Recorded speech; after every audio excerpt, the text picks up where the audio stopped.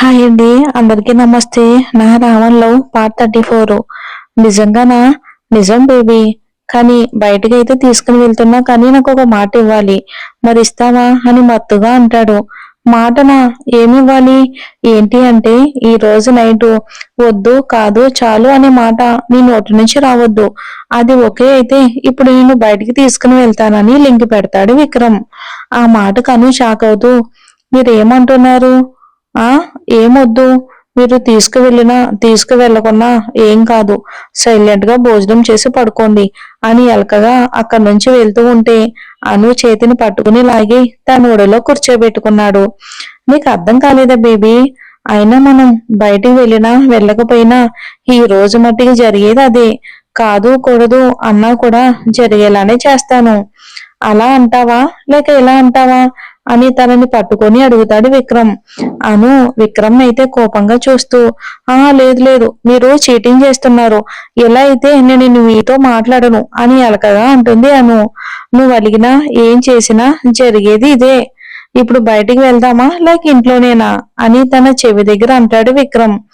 ఇంకా అను కోపంగా విక్రమ్ నుంచి దూరం జరిగి సోఫాలో ఉన్న శారీని తీసుకుని మూతి ముడుచుకుని అక్కడి నుంచి రూమ్ లోకి వెళ్ళిపోతుంది అను.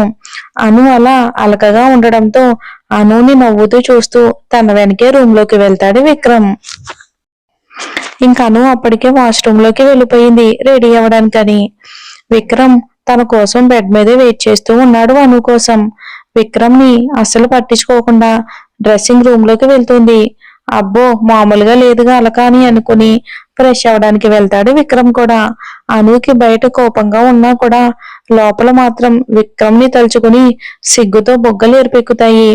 అలా విక్రమ్ తెచ్చిన వైట్ కలర్ ప్లెయిన్ శారీ మీద రోజ్ ఫ్లవర్స్ తో డిజైన్ చేసి దానికి మ్యాచింగ్ పింక్ బ్లౌజ్ తో చాలా బాగుంది. ఆ శారీ కట్టుకుని తనని తను అద్దంలో చూసుకుంటుంది. చూడగానే తనకి చాలా బాగా నచ్చింది. ఇంకా ఆ శారీకి తగ్గట్టుగా సింపుల్ గా రెడీ అయ్యి పాపిట్లో నిండుగా కుంకుమ పెట్టుకుని చేతికి పింక్ కలర్ గాజులు వేసుకుని అక్కడి నుంచి బయటికి వచ్చింది. అప్పటికే విక్రమ్ ఫ్రెష్ అయ్యి రెడీ అయ్యి ఇక అలానే ఉండి ఫోన్ లో ఏదో చూస్తూ ఉన్నాడు బటన్స్ పెట్టుకోకుండా.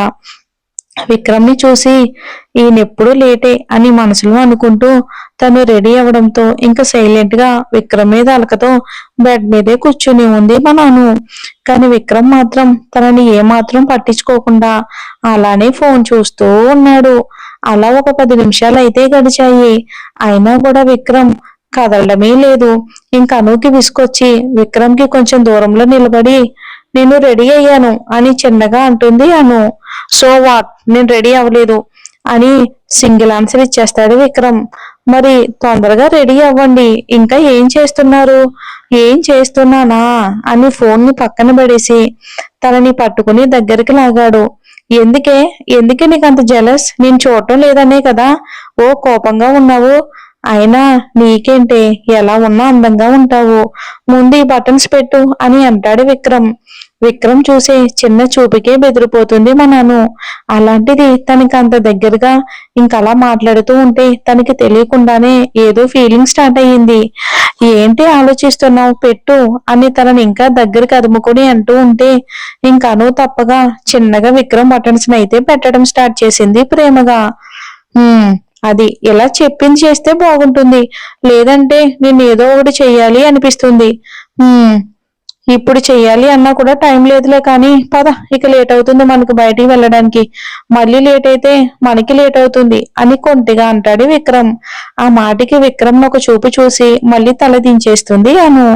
అలా హ్యాపీగా ఇద్దరు కలిసి నైట్ అంతా సిటీ మొత్తం చుట్టేసి ఇష్టం వచ్చిన ఫుడ్ ని తిని ఎంతో ప్రశాంతంగా ఆనందంగా మాట్లాడుకుంటూ మళ్ళీ ఇంటి దారి పట్టారు.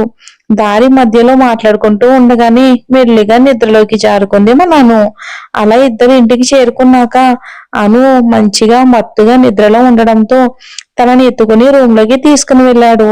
తను శారీలో ఉండడంతో కంఫర్ట్ గా ఉంటుందో లేదోనని తను డ్రెస్ చేంజ్ చేసి బ్లాంకెట్ కప్పాడు.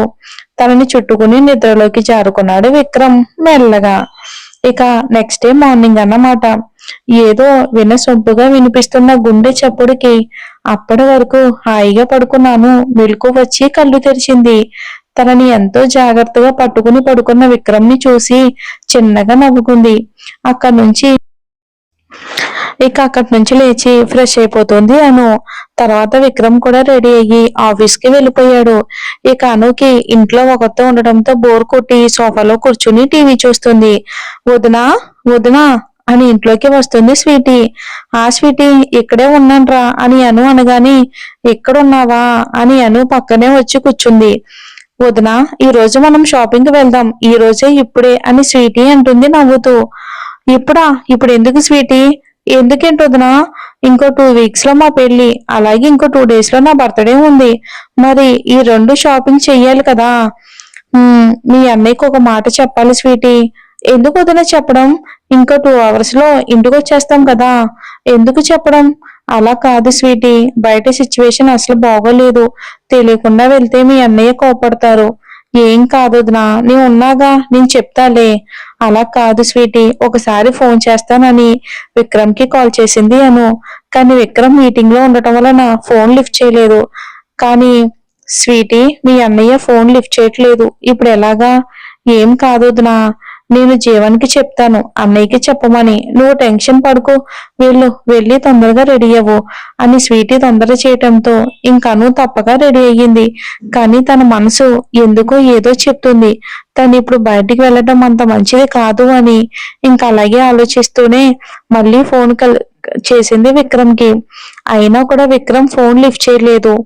అయ్యో, ఈయన ఫోన్ లిఫ్ట్ చేయట్లేదు కదా, ఎలా?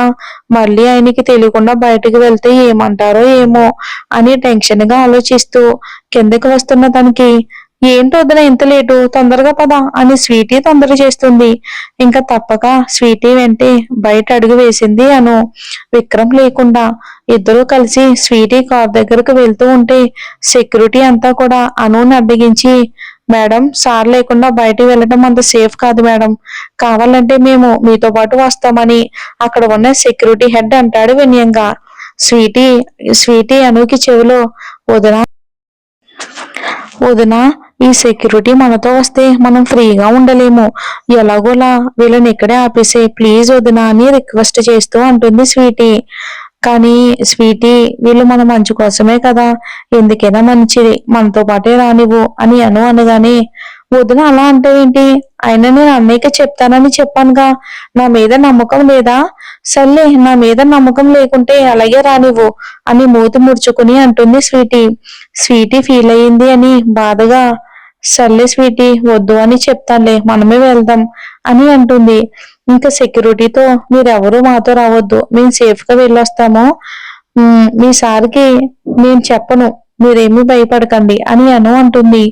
కానీ మేడం అని సెక్యూరిటీ అంటే, ఇక్కడితో ఈ మ్యాటర్ ఫినిష్ చేయండి, మేము వెళ్తున్నాము, మాతో పాటు ఎవరూ రావద్దు అని కొంచెం కోపంగా అంటుంది అను. సెక్యూరిటీ ఏమీ చేయలేక సైలెంట్ అయిపోతారు. థ్యాంక్ యూ వదినా అని అనుని గట్టిగా హత్తుకుని, పదోదన ఈ రోజు ఫుల్ గా ఎంజాయ్ చేద్దాం అని నవ్వుతూ ఇద్దరు కలిసి కారులో వెళ్తారు. స్వీటీ డ్రైవింగ్ సీట్ లో కూర్చుంటే అను తన పక్కనే కూర్చొని ఉంది. కానీ అనుకి మనసు ఎందుకో ఏదో జరుగుతుంది అని అనిపిస్తుంది. కానీ స్వీటీ బలవంతం మీద తప్పక తనతో కదిలింది. వదిన వెళ్దామా అని నవ్వుతూ అనగానే అను కూడా చిన్న స్మైల్ ఇస్తుంది. అలా ఇద్దరు కారులో వెళ్తూ ఉన్నారు. కానీ సెక్యూరిటీకి మాత్రం ఎందుకో భయంగా ఉంది. అందుకే తప్పగా విక్రమ్ కి కాల్ చేస్తాడు సెక్యూరిటీ హెడ్. కానీ విక్రమ్ ఫోన్ లిఫ్ట్ చేయడు. జీవన్ కి కాల్ చేయగా లాస్ట్ రింగ్ కి కాల్ లిఫ్ట్ చేస్తాడు. మీటింగ్ లో ఉండటం వలన బయటకు వచ్చి మాట్లాడతాడు.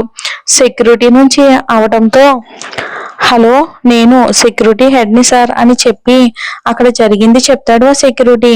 అది విన్న జీవన్ షాక్ లో, ఏం మాట్లాడుతున్నావు? స్వీటీ చెల్లి బయటికి వెళ్ళడం ఏంటి? అయినా మీరు ఎలా ఒప్పుకున్నారు? మీరు కూడా తోడు వెళ్ళొద్దా అని కోపంగా అరుస్తాడు జీవన్. వెళ్దామని అనుకున్నాం సార్, మేడం మమ్మల్ని రావద్దని స్ట్రైట్ గా వార్న్ చేశారు, అందుకే వెళ్ళలేదు సార్ అని సెక్యూరిటీ చెప్తాడు భయంతో. మరి ఇప్పుడు ఏం జరుగుతుందో ఏంటో, స్వీటీని చూస్తే ఏదో అనుమానంగా ఉంది, మరి ఏం జరుగుతుందో చూద్దాం.